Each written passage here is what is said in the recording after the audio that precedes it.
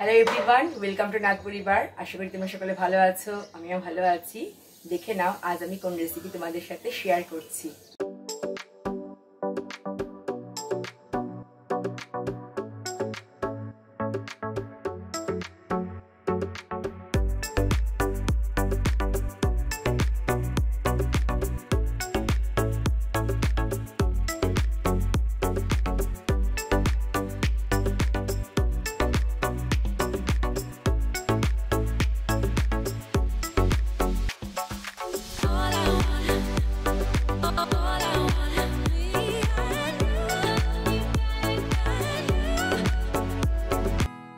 যা গরম পড়েছে, এখন আর কোনো কিছু খেতে তেমন একটা ভালো লাগে না। মনে হয় শুধু ঠান্ডা জল পান করি আর ঠান্ডা ঠান্ডা শরবত, লস্যি এ ধরনের জিনিস আমরা খাই।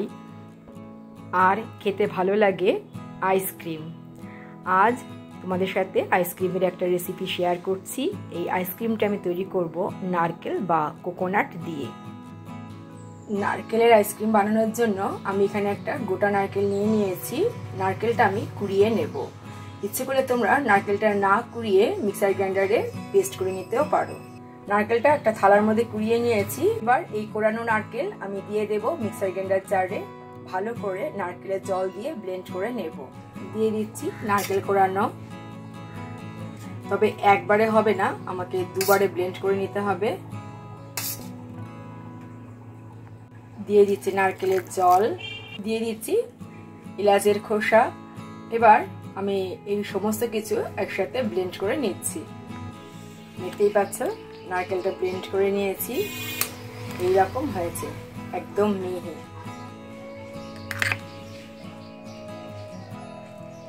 এবার এটা আমরা এক সাইড করে রেখে দিচ্ছি।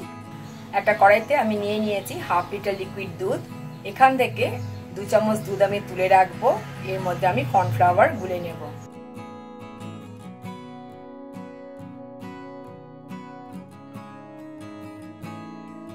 এক চামচ কর্নফ্লাওয়ার দুধের মধ্যে গুলে নিচ্ছি। এবার এটা এক সাইড করে রেখে দেব। দেখতেই পাচ্ছ খুব ভালোভাবে কর্নফ্লাওয়ারটা দুধের মধ্যে মেল্ট হয়ে গেছে। এটা এক সাইডে রেখে দিচ্ছি। এবার দুধটা যখন কিশোর উষ্ণ হবে তখন আমি এর মধ্যে দিয়ে দেব মিল্ক পাউডার 2 টেবিল স্পুন। তাহলে দেখবে খুব সহজেই মেল্ট হয়ে যাবে। তবে মিল্ক পাউডারটা সম্পূর্ণই অপশনাল, ইচ্ছে করলে তোমরা দিতে পারো, নাও দিতে পারো। দিলে টেস্টটা ভালো হবে, কারণ যেহেতু কর্নফ্লাওয়ার দিচ্ছি তো সেক্ষেত্রে এমনিতেই দুধটা ঘন হয়ে যাবে। এবার গ্যাসের ফ্লেম লোতে রেখে বেশ অনেকক্ষণ ধরে দুধটা নাড়তে হবে, যতক্ষণ না দুধটা একটু ভারী হয়ে আসছে। দুধটা মিডিয়াম ঘন হলে তারপর আমরা এর মধ্যে কর্নফ্লাওয়ারটা দিয়ে দেব। যদি মিল্ক পাউডারটা মেল্ট নাও হয় তাতে টেনশনের কিছু নেই, কারণ এটা পরে মিক্সার গ্রাইন্ডারে যখন আমরা ব্লেন্ড করবো সবকিছু এমনিতেই খুব ভালোভাবে মিশে যাবে। 4 থেকে 5 মিনিট পরে এখন আমি তোমাদেরকে দেখাচ্ছি। দেখতেই পাচ্ছ অনেকটা ঘন হয়ে এসছে। এর মধ্যে আমরা দিয়ে দেব চিনি, তবে এটাও অপশনাল, ইচ্ছে করলে তোমরা দিতে পারো, নাও দিতে পারো। আমি চিনি দিচ্ছি 1/4 কাপ। চিনি দিয়েও ভালোভাবে আমি নাড়তে থাকবো যতক্ষণ পর্যন্ত চিনিটা মেল্ট না হচ্ছে। এখন আমি তোমাদেরকে 2 মিনিট পরে দেখাচ্ছি। চিনিটা সম্পূর্ণ মেল্ট হয়ে গেছে। এখন এর মধ্যে আমি দিয়ে দেব কর্নফ্লাওয়ার মেশানো দুধ। এবার দেখবে আস্তে আস্তে কিন্তু অনেকটাই ভারী হয়ে আসবে। এবার আস্তে আস্তে নাড়বো। তোমরা নিজেরাই ফিল করতে পারবে যে দুধটা অনেকটা ভারী হয়ে আসছে। এর থেকে বেশি ঘন করার আর প্রয়োজন নেই। আমি তোমাদেরকে দেখাচ্ছি যে কতক্ষণ পর্যন্ত তোমরা এভাবে নাড়বে। খুন্তিটা তুলে আঙুল দিয়ে একটা দাগ যদি দাও, সম্পূর্ণ যদি পরিষ্কার হয়ে যায় খুন্তিটা, তাহলে বুঝবে যে দুধটা এরকম ঘনই করতে হবে। এর থেকে বেশি ঘন করার প্রয়োজন নেই।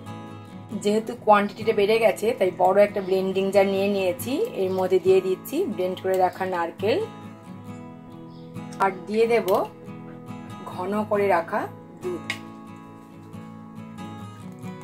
এই জন্যই তখন আমি তোমাদেরকে বলছিলাম যে মিল্ক পাউডার যদি ভালোভাবে না মিশেও যায়, এখন যখন নারকেলের সাথে ব্লেন্ড করব তখন কিন্তু খুব ভালোভাবে মিক্স হয়ে যাবে। দেখতেই পাচ্ছ দুধের সাথে নারকেল খুব ভালোভাবে ব্লেন্ড করা হয়ে গেছে। 2 পেপারের কাপ নিয়ে নিয়েছি। এবার এর মধ্যে আমি দিয়ে দিচ্ছি নারকেল আর দুধের মিশ্রণ।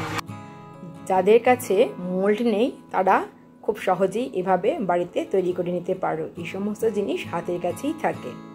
এবার এদের মুখটা আমি প্লাস্টিক দিয়ে আটকে ওপর দিয়ে কাঠি দিয়ে দিচ্ছি। যাদের কাছে মোল্ড বা অ্যালুমিনিয়াম ফয়েল নেই তারা খুব সহজেই ঘরোয়া উপকরণ দিয়ে তৈরি করে ফেলতে পারো নারকেলের আইসক্রিম। দেখতেই পাচ্ছ কাপের মধ্যে প্লাস্টিক দিয়ে তারপর আমি আইসক্রিম কাঠি দিয়ে দিয়েছি। এবার নেক্সট দেখো আমি একটা নিয়ে নিয়েছি আইসক্রিমের মোল্ড। এবার এর মধ্যে আমি দিয়ে দেব তৈরি করে রাখা নারকেলের পেস্ট।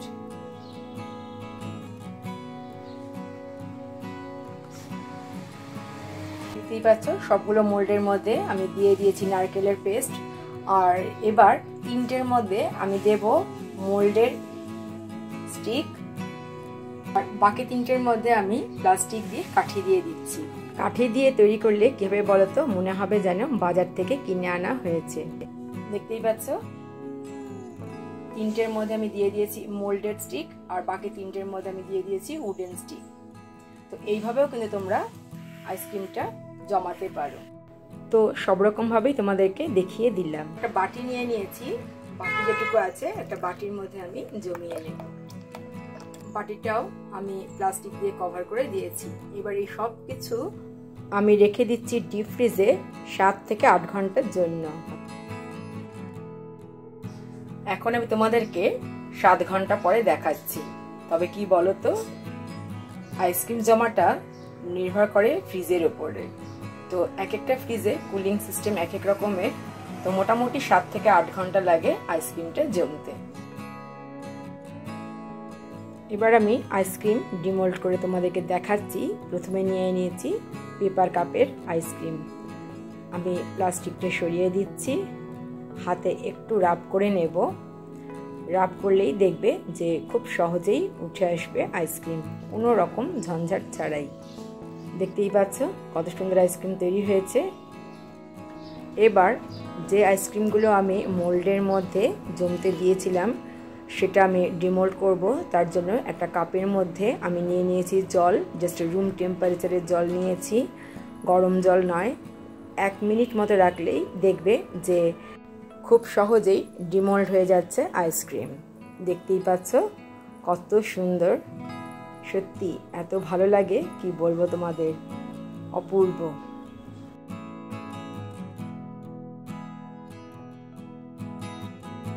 এবার মোল্ডের মধ্যেই কাঠি দিয়ে যে আইসক্রিমগুলো আমি জমতে দিয়েছিলাম সেটা এবার ডিমোল্ড করছি। একইভাবে ঠান্ডা জলের মধ্যে 1 মিনিট রাখলেই দেখবে খুব সহজেই ডিমোল্ড হয়ে যাবে।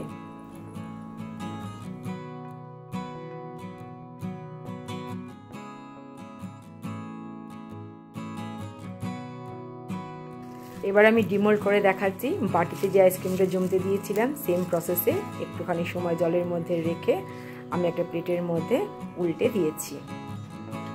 গার্নিশিং পারপাস ওপর দিয়ে দিলাম এক টুকরো চেরি, তাহলে দেখতে ভালো লাগবে। এবার আইসক্রিমটা একটু কেটে তোমাদেরকে দেখাচ্ছি। দেখো এই রকম হয়েছে। তোমরাও বাড়িতে একবার এভাবে ট্রাই করো। ভিডিওটা প্রথম থেকে শেষ পর্যন্ত দেখার জন্য অসংখ্য ধন্যবাদ। আশা করি আজকের ভিডিওটা সবারই ভালো লেগেছে। তাহলে আজ এই পর্যন্তই, দেখাবে তোমাদের সাথে আবার নেক্সট ভিডিওতে। ততক্ষণ পর্যন্ত তোমরা সবাই ভালো থেকো। টাটা।